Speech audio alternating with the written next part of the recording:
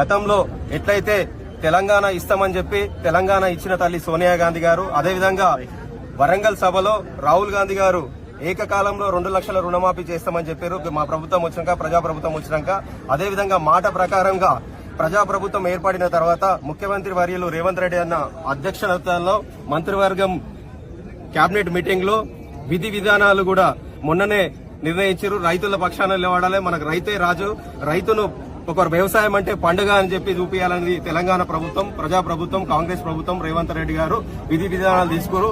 31,000 కోట్లు ఏకకాలంలో రైతులకు అందరికీ కూడా 2 లక్షల రుణమాఫీ చేస్తున్నందుకు కూడా మేమందరం కూడా మెదక్ పార్లమెంట్ పరిధిలో ఉన్న కాంగ్రెస్ పార్టీ నాయకులము, కార్యకర్తలము, రైతులమందరం కూడా ప్రజాప్రభుత్వానికి కృతజ్ఞతలు తెలియజేస్తున్నాం.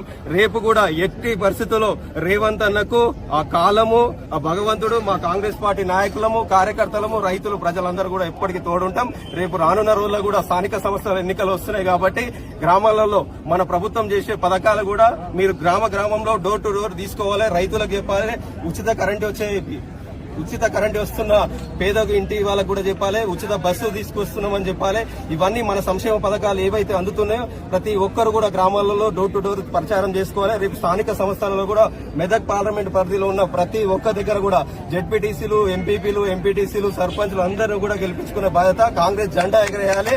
రేపు కూడా రేవంత్ అన్న 2 లక్షల రుణమాఫీ చేసిన తర్వాత కూడా ఇప్పుడు విధి విధానాలు అయినాయి. విధి విధానాలు అయినాక కూడా ఈ పటంచర్ కాన్స్టిట్యున్సీలో కూడా మెదక్ పార్లమెంట్ పరిధిలో ఉన్న రైతులందరినీ పిలిచి పెద్ద ఎత్తున కృతజ్ఞత సభ పెట్టి రైతులకు సన్మానం చేసే బాధ్యత తీసుకుంటాం. ఎందుకంటే గత ప్రభుత్వం, బీఆర్ఎస్ ప్రభుత్వం ఉంది, 28,000 కోట్లు, ₹1,00,000 రుణమాఫీ చేస్తాని విడతలకు వేసి వాళ్ళ మిత్రులకు కూడా చేయలేడు. కానీ మా ప్రభుత్వం, ప్రజాప్రభుత్వం వచ్చినాక కాంగ్రెస్ ప్రభుత్వం ఒక్కటేసారి రైతులకు 2 లక్షల రుణమాఫీ చేస్తున్న ప్రభుత్వం ఏదైనా ఉందంటే కాంగ్రెస్ పార్టీ. గతంలో కూడా మాట ఇచ్చింది.